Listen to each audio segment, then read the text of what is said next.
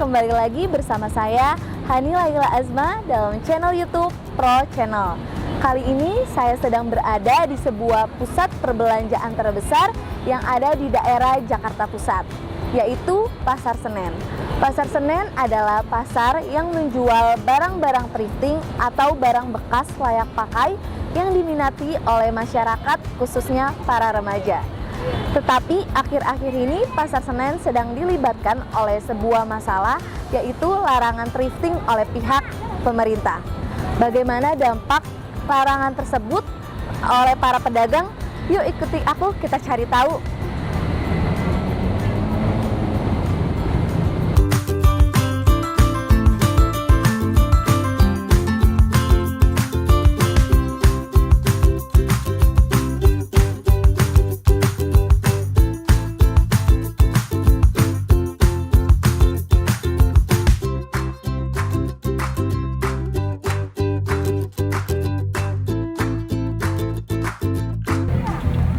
Baik pemirsa, saat ini saya sudah bersama oleh owner yang menjual barang-barang thrifting.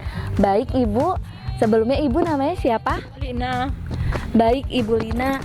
Ibu Lina, kan akhir-akhir ini ada pemberitaan tentang larangnya menjual barang-barang thrifting. Itu dampaknya bagi Ibu itu seperti apa ya? Orang jadi takut dan sepi. Apakah ketertarikan Ibu bisa menjual barang-barang thrifting ini? Barangnya bagus, modelnya bagus-bagus dan harganya murah-murah. Bisa dijual lagi untuk masyarakat yang rendah.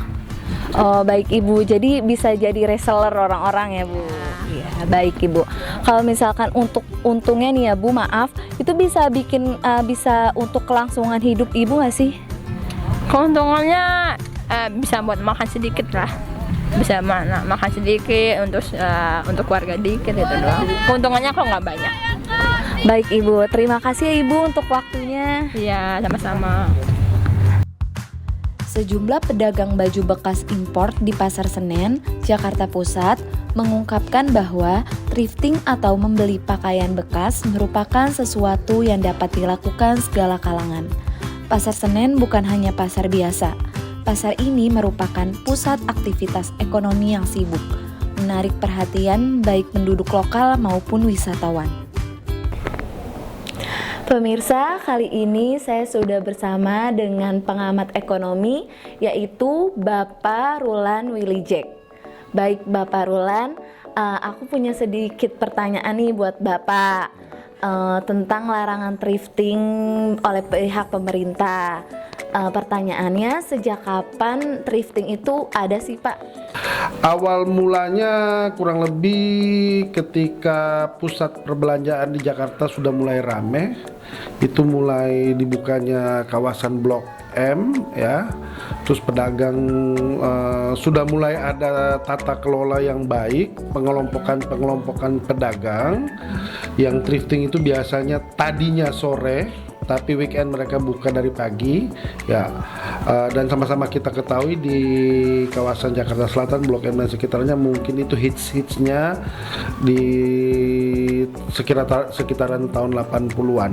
Jadi kalau pelacakan saya dimulai dari sejak tahun segitu.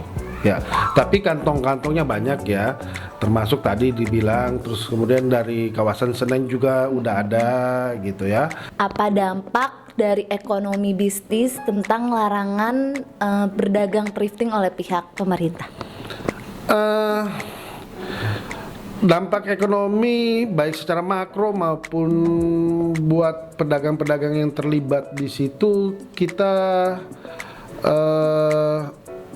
kita nggak bisa hitung secara tepat. Yang pasti kebocoran secara ekonomi itu ada.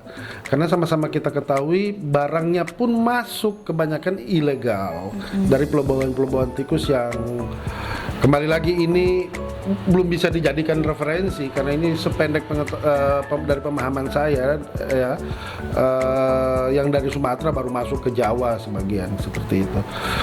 Biasanya kan dari Singapura seperti itu ya. Barang-barang dari Jepang, Taiwan masuk ke Malaysia langsung. Baik Bapak, untuk pertanyaan terakhir nih ya Pak. Thrifting itu udah lama kata Bapak kan yang di awal, tapi kenapa baru dilarangnya sekarang? Ya, tadi ada aturan bea cukai, ada aturan perdagangan global, ya. Terus kemudian juga ada upaya dari pemerintah untuk melindungi UMKM kita. Kan banyak di sekitar Jawa Barat, Jawa Tengah itu industrinya tekstil. Baik pemirsa, thrifting digemari masyarakat tapi dilarang oleh pemerintah. Tapi di luar itu, yang paling penting saat ini adalah bagaimana mengembangkan industri lokal pakaian jadi di tanah air. Karena itu bisa menyerap tenaga kerja yang besar untuk masyarakat. Demikian liputan dari kami, sampai jumpa.